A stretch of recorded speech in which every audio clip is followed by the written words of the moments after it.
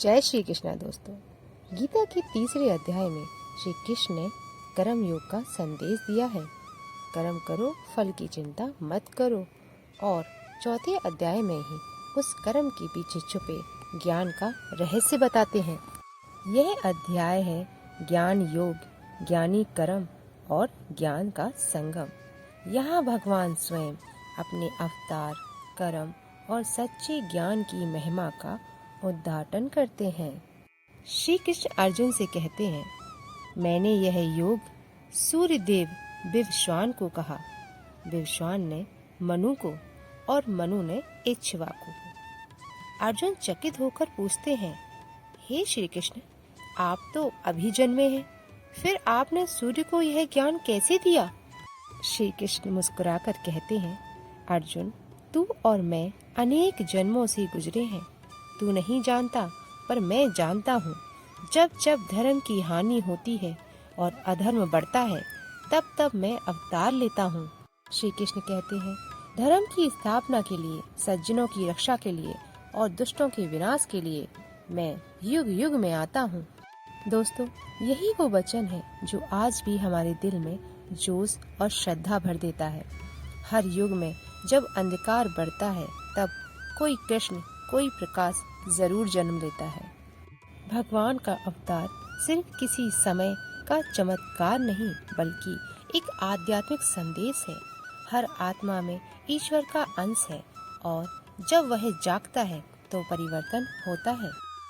श्री कृष्ण कहते हैं, जो मुझे जन्म कर्म से दिव्य समझता है, वह मृत्यु के बाद भी जन्म नहीं लेता, बल्कि मुझे प्राप्त होता है।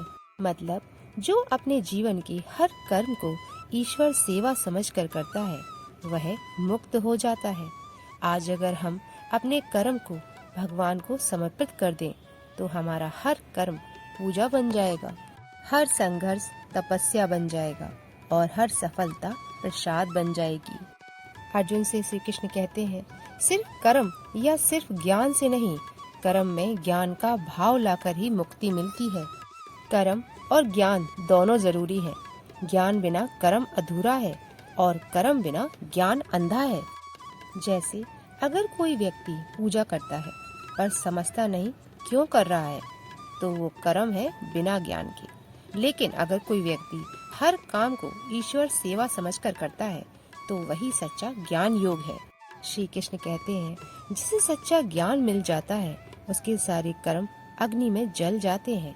अर्थात जब ज्ञान का प्रकाश भीतर जलता है, तो अज्ञान के सारे बंधन टूट जाते हैं। भगवान कहते हैं, ज्ञानी व्यक्ति वही है जो सब प्राणियों में समानता देखता है।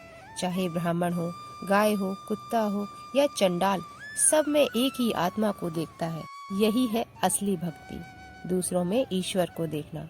अगर हम दूसरों को नीचा समझते हैं, तो हमें अभी ज्ञान नहीं हुआ। सच्चा ज्ञानी न क्रोध करता है, न घृणा, न भय। वह कर्म करता है, पर उसके भीतर अहंकार नहीं होता। जब हम यह भाव रखेंगे, मैं नहीं, तू कर रहा है प्रभु, तब हर कार्य पूजा बन जाएगा। श्री कृष्ण कहते हैं, इस संसार में ज्ञान से बढ़कर कोई पवित्र वस्तु नहीं है। ज्ञान अंधकार मिटाता है और आत्मा को प्रकाश देता है। जैसे सूरज के निकलते ही रात खत्म हो जाती है, वैसे ही ज्ञान आते ही भय, मोह, भ्रम मिट जाते हैं। अगर हम जीवन में सिर्फ एक चीज सीख लें, मैं आत्मा हूँ, शरीर नहीं, तो हमारा हर डर, हर दुख, हर बंधन समाप्त हो जाएगा। आज की दुनिया में गीता का यह अध्याय पहले से भी ज्यादा जरूरी है। हर कोई दौड़ रहा है, पर दिशा भूल चुका है। ज्ञान योग हमें सिखाता है, कर्म करो, लेकिन जागरूक होकर अपने भीतर की ईश्वर को पहचानो। अगर हम अपने कर्म को भक्ति बना लें, अपने ज्ञान को विनम्रता बना लें, तो जीवन में हर चुनौती आशीर्वाद बन जाएगी। गीता के चौथे अध्याय ज्ञान योग से हमें 3 मुख्य सीख मिलती है। पहला, भगवान हर युग में धर्म की रक्षा के लिए आते हैं। दूसरा, सच्चा ज्ञान वही है जो अहंकार मिटा दे। तीसरा, कर्म और ज्ञान का संगम ही मुक्ति का मार्ग है। अंधकार चाहे कितना भी गहरा हो, एक दीपक जलाने से उजाला फैलाता है। अपने भीतर उस ज्ञान का दीप जलाइए। यही गीता का संदेश है।